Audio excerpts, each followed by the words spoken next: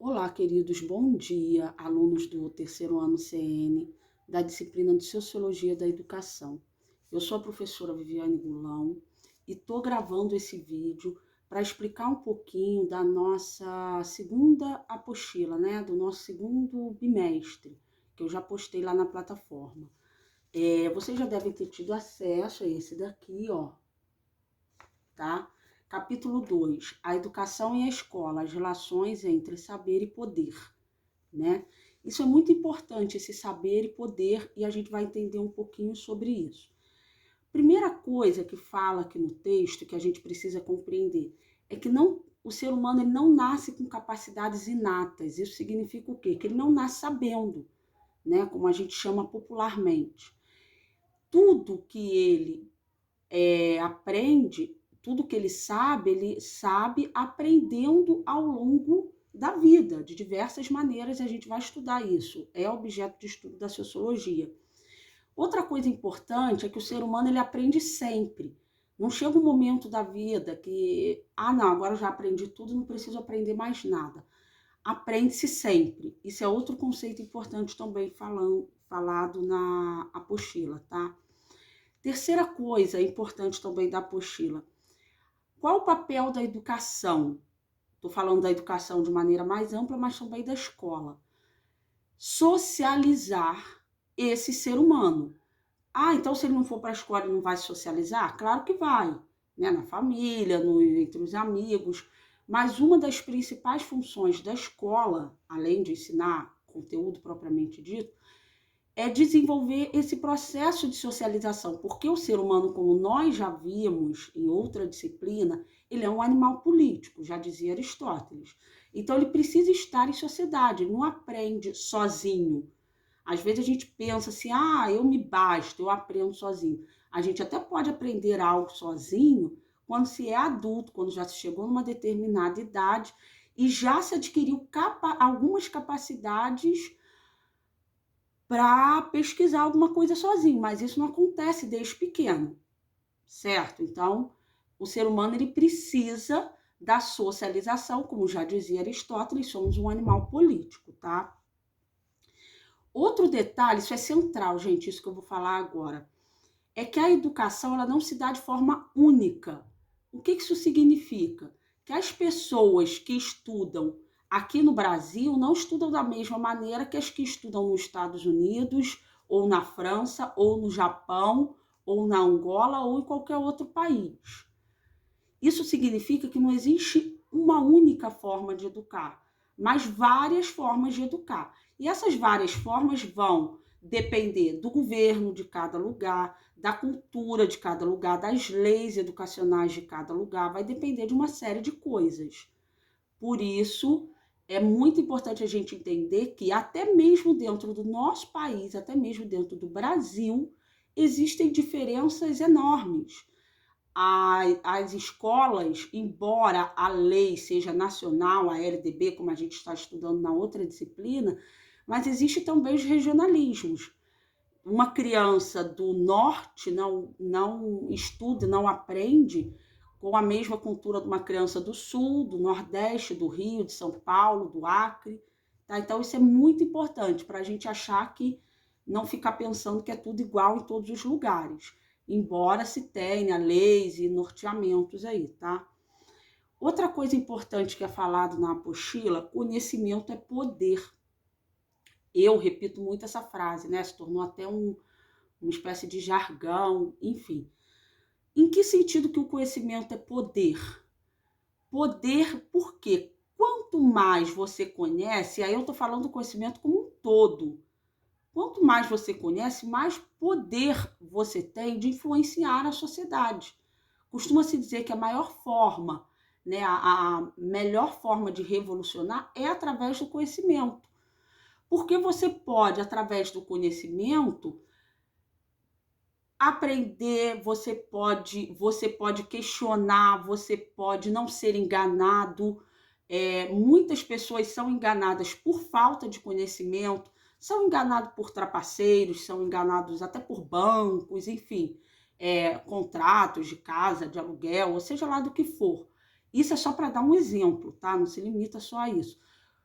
Quando eu digo que conhecimento é poder, quanto mais conhecimento você tem, mais você pode agir na sociedade que você vive, mais você pode conhecer do meio que você vive, das pessoas que convivem com você, dos seus direitos, dos seus deveres.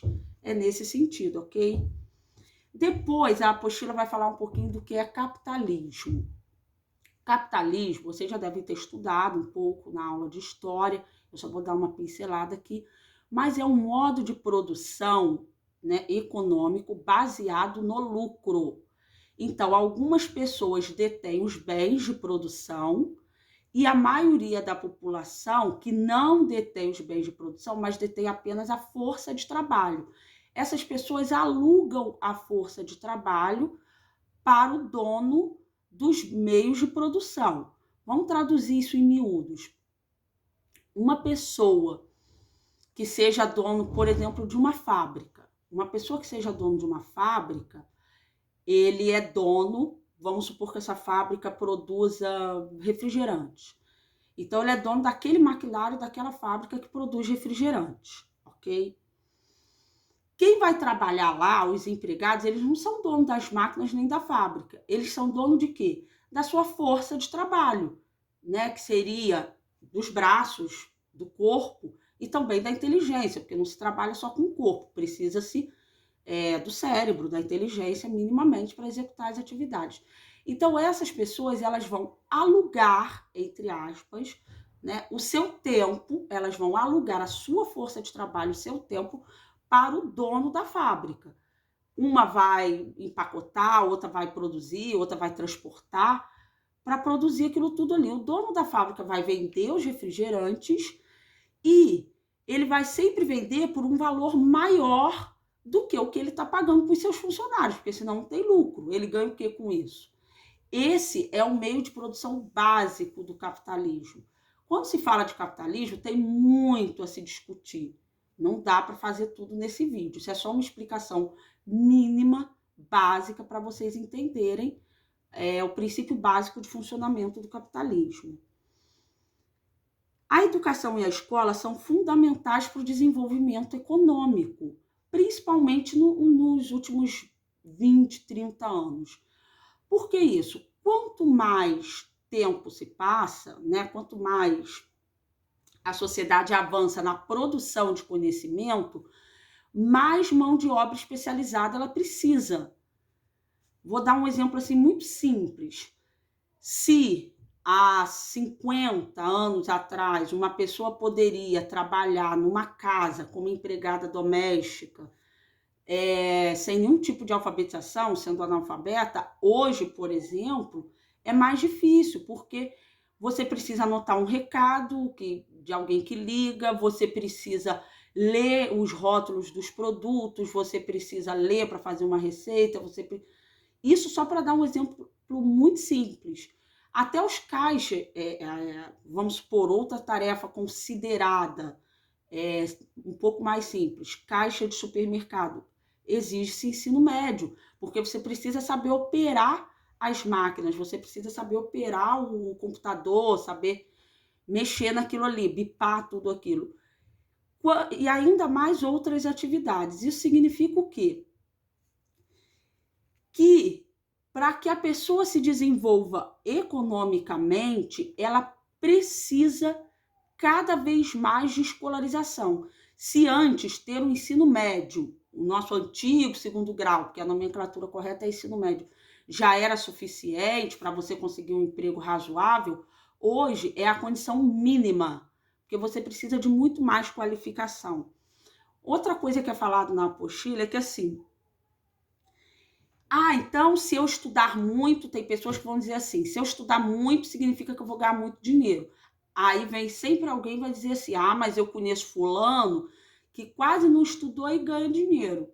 E é mais rico do que fulano. Fulano que não tem faculdade tem mais dinheiro do que o outro que tem. Isso tudo pode acontecer, porque exceções existem sempre, tá? Porém, é importante dizer o seguinte, que fique bem enfatizado isso que eu vou falar agora.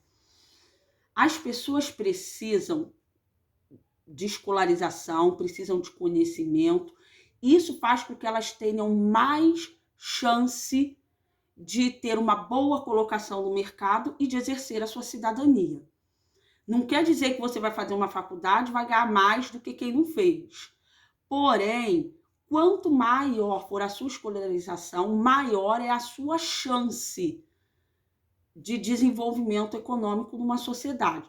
Vou dar um exemplo bem bobo, bem simples. Imagina uma rifa. Nessa rifa tem 100 números. Uma rifa que todo mundo já deve ter visto. A pessoa que compra um número, ela tem chance de ganhar, óbvio.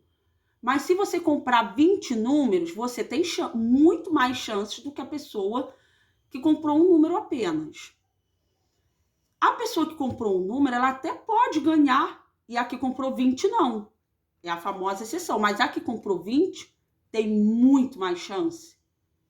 Tem 20 vezes mais chance. Isso é só para dar um exemplo de quanto maior for o seu conhecimento e a sua escolarização, maiores são as chances. Não é uma garantia de 100%, mas as chances são infinitamente maiores, ok? A educação ela também tem a finalidade não só de jogar conteúdo para o aluno, né, para o educando, mas de desenvolver várias habilidades. E por último, lá na apostila fala também o que é ser cidadão. O finalzinho lá, cidadania. Ser cidadão juridicamente é o indivíduo que possui e pode utilizar dos seus direitos civis e políticos, como, por exemplo, votar, ser votado, trabalhar, ter acesso à saúde, à educação, saneamento básico, casar, ir e vir livremente na sociedade. São direitos civis de um cidadão. Porém, ser cidadão vai além disso.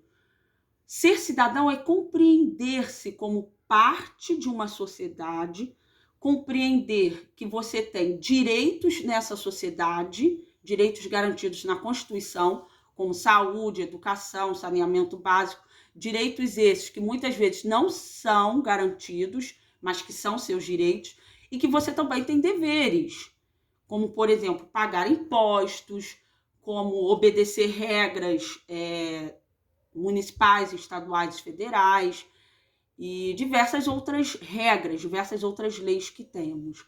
Então, ser cidadão é conhecer os seus direitos e deveres e exercê-los plenamente. Portanto, para a gente concluir esse vídeo, lembre-se que a educação e a escola, ela confere a você relações de poder, conhecimento é poder, e quanto mais poder você tem numa sociedade, quanto maior é o seu conhecimento, maiores são as chances de você exercer plenamente a sua cidadania. Tudo bem, pessoal? Por hoje é isso.